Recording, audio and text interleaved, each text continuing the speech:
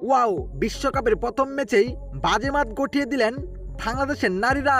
হ্যাঁ দর্শক, আজ শক্তিশালী পাকিস্তানের বিপক্ষে মাঠে নেমেছিল বাংলাদেশ নারী, যেখানে শুরুতে বল করতে নেমেছিল বাংলাদেশ দল।